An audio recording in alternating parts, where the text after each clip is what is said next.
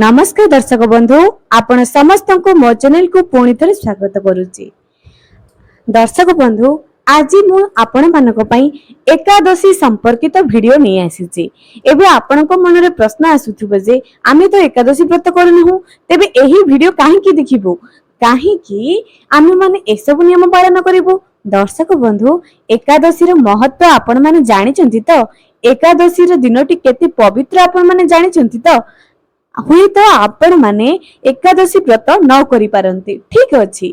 एमिति तो एकादशी व्रत मु भी करे नाही किंतु लक्ष्मी नारायण को कृपा पाइबा पई हेले एकादशी दिन किछि नियम मानिबा निहाती दरकार अटे। एवं एकादशी दिन जदि आपण माने भूल रे मध्ये एपर किछि कार्य करि दियंती आपण को जीवन सदा सर्वदा अर्थर अभाव लागि रहिबो। दर्शक बंधु जदि केवल आपण महालक्ष्मी को पूजा करूचंती नारायण को पूजा करू नाहंती किंबा जेतेबेले आपण मां महालक्ष्मी को स्मरण करूचंती जे हे मां महालक्ष्मी मो घरे अन्न एवं धनर अभाव न रहो सेही समय रे जदि आपण नारायण को स्मरण करू नाहंती तेबे आपण को घर केबे मध्य अर्थर आगमन रहिबो नाही।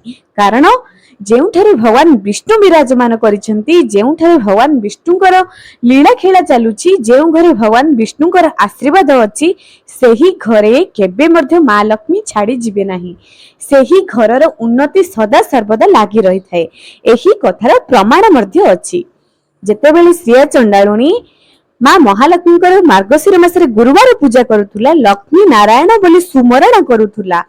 आपण माने जदि महालक्ष्मीकर जे कोनसी पूजा करंतु ना काहेकि अर्थर अभाव हो अन्नर अभाव हो जे कोनसी कार्य पई जदि आपण महालक्ष्मीकर पूजा करूचंती मने रखंतु सदा सर्वदा लक्ष्मी नारायण को ही स्मरण करिवे। एही एकादशी दिनटी लक्ष्मी नारायण को समर्पित करा जायछि। एही एकादशी दिन भूल रे मध्ये एपर किछि कार्य करिवे नाही जेउथि पई कि मां महालक्ष्मी आपण को ऊपर रुष्ट होबे। चलंतु मु आज आपण मानको भल भाबरे बुझाउछि जे एकादशी दिन व्रत न रखिले भी केउ सब जिनिस को आपण माने ध्यान देबे एवं एकादशी दिन केउ कार्य करिबा द्वारा आपण करज मुक्ति होई परिबे अर्थर अभाव दूर होई जिवो एवं आपण को घरे स्थायी लक्ष्मीर वास हेबो। तेबे चलंतु आउ डेरी न करी आजिर भिडियोटी को आरंभ करिबा। ता आगुरु मो दर्शक मानकु अनुरोध जे मो भिडियो को निहाती शेष पर्यंत देखंतु। भिडियो को गोटे लाइक टी करी कमेंट सेक्शन रे ओम लक्ष्मी नारायणाय नमः निहाती लेखंतु एवं दर्शक बंधु एही भिडियो को बहु मात्रा रे शेयर करंतु। जदि आपण माने मध्य मो चैनल नुआ सुचंती सब्सक्राइब करी पाखर थिबा बेल आइकन को क्लिक करि दियंतु। एकादशी दिनटी जेहेतु लक्ष्मी नारायण को समर्पण करा जायछि एही एकादशी दिन बहुत लोक अछंती व्रत रखि थांती जे कि निज गळा रे तुलसी माळे को धारण करी प्रभु नारायण को पई लक्ष्मी नारायण को उद्देश्य रे एही व्रत करंती। एवं साधारणतः ग्राम गहळी रे एही व्रतटी साधारणतः जेउ मानकर स्वामीकर मृत्यु होई जायछि सेही महिला माने एही व्रत को रखि थांती। एवं किछि व्यक्ति विशेष जे कि लक्ष्मी नारायण को अत्यंत श्रद्धा करंती भक्ति करंती सेही माने एही व्रत रखंती। किंतु दर्शक बंधु एही एकादशी व्रतटी जे चाहिबो से रखि परिबो संकल्प नहीं निजर भक्ति मुताबक निजर सामर्थ्य मुताबक पूजा करी व्रत रखि परिबे। तेबे एही एकादशी दिन केउ कार्य करिबा द्वारा आपनकर जीवन रे उन्नति हेबो सेही विषयटी को प्रथमे जणाउची एवं शेषरे जणाइबी एकादशी दिन केउ कार्य करिबा पई अनिवार्य मने करा जायछि। चलंतु जणाउची। दर्शक बंधु प्रथम रे एया हटे जे एकादशी दिन जदि आपण रुटी एवं गुड़ गाय को खाइबा पई दियंती एवं गाय को प्रणाम करंती तेबे आपनक जीवन रे अर्थर अभाव दूर हेबो कोटि कोटि जन्मर पाप निश्चय क्षय होई जिवो। एहार पौराणिक एवं शास्त्रीय मत मध्य अछि उल्लेख मध्य अणा जायछि। दर्शक बंधु एही एकादशी दिन चेष्टा करंतु जे स्वच्छ होई गाय को खाइबा पई दियंतु गुड़ एवं रुटी निश्चय खाइबा पई दियंतु। एवं आउ गोटे कथा एही एकादशी दिन जदि आपण माने भगवान श्रीकृष्ण को मंदिर को जाई भगवान श्रीकृष्ण स्वरूप जेकोसी भी मंदिर को जाई जदि आपण माने भगवान को पाई किछि पाचिला फल भोग दियंती କିଛି ତୁଳସୀ ପତ୍ର ଦେଇ ଦିଅନ୍ତି ତେବେ ଆପଣଙ୍କ ଜୀବନରେ ଅର୍ଥର ଅଭାବ ନିଶ୍ଚୟ ଦୂର ହେବ। ଯଦି ଚାହୁଁଛନ୍ତି ଯେ ଆପଣଙ୍କ ଜୀବନରୁ ଅର୍ଥର ଅଭାବ ଦୂର ହଉ, ଏହି ଏକାଦଶୀ ଦିନ ଶ୍ଵେତ ରଙ୍ଗର ପୁଷ୍ପ ଏବଂ ଯାହାକୁ ଧଳା ପୁଷ୍ପ କୁହାଯାଏ, ଯଦି ଆପଣ ମଲ୍ଲି, ରଜନୀଗନ୍ଧା ଏସବୁ ଫୁଲ, ହଳଦିଆ ରଙ୍ଗର ଫୁଲ ଏବଂ ତୁଳସୀ ଯାହାକି ଭଗବାନ ବିଷ୍ଣୁଙ୍କର ଅତ୍ୟନ୍ତ ପ୍ରିୟ ଅଟେ, ଏହି ଏକାଦଶୀ ଦିନ ଯେକୌଣସି ବି ମନ୍ଦିରକୁ ଯାଆନ୍ତୁ, ଚଢାଇ ଦିଅନ୍ତୁ। ପ୍ରତିଦିନ ରେଗୁଲାର ଏକାଦଶୀ ଏହି ଉପାୟଟି ନିଶ୍ଚୟ କରନ୍ତୁ। କାରଣ କିଛି ନ କରିପାରିଲେ ମଧ୍ୟ ଶ୍ରଦ୍ଧାରେ ଏବଂ ଭକ୍ତିରେ ଯଦି ଗୋଟେ ଫୁଲ ମଧ୍ୟ ଆମେ ଭଗବାନଙ୍କୁ ଦେବା, ଭଗବାନ ନିଶ୍ଚୟ ଖୁସିରେ ଗ୍ରହଣ କରନ୍ତି। କେତେ ବି ଆଡମ୍ବରରେ ଗୋଟିଏ ମଣିଷଟି ପୂଜା କରୁନା କାହିଁକି, ଯଦି ତା ମନରେ ଗର୍ବ ଏବଂ ଅହଙ୍କାର ଥିବ, ସେହି ପୂଜାକୁ ଭଗବାନ ସ୍ୱୀକାର କରନ୍ତିନି। ଏବଂ ଶ୍ରଦ୍ଧାରେ ଗୋଟିଏ ପତ୍ରଟିଏ ବି ଚଢାନ୍ତୁ ନା କାହିଁକି, ତାହା ଭଗବାନ ତତ୍କ୍ଷଣାତ୍ ଗ୍ରହଣ କରନ୍ତି। ଏବଂ ତାପରେ ଉପାୟଟି ଏଇଆ ଅଟେ ଯେ ଏହି ଏକାଦଶୀ ଦିନ କେବେ ମଧ୍ୟ ନିଜ ଘରକୁ ସଫା ସୁତୁରା କରନ୍ତୁ ନାହିଁ। ପୂର୍ବ ଦିନ କରାଇ ଦିଅନ୍ତୁ, କିନ୍ତୁ ଏକାଦଶୀ ଦିନ ନିଜ ଘରକୁ ପୋଛା ଲଗାନ୍ତୁ ନାହିଁ, ଠାକୁର ଘର ସଫା କରନ୍ତୁ ନାହିଁ, କିମ୍ବା ନିଜ ଘରର ଅଳନ୍ଧୁକୁ ସଫା କରନ୍ତୁ ନାହିଁ। ଏକାଦଶୀ ଦିନ ଏହି ନିୟମକୁ ଯଦି ନ ମାନିବେ ତେବେ ଆପଣ ଲକ୍ଷ୍ମୀ ଛଡା ହୋଇଯିବେ। ଏପରି ଭୁଲ ଜମା ମଧ୍ୟ ନିଜ ଘରେ କରନ୍ତୁ ନାହିଁ।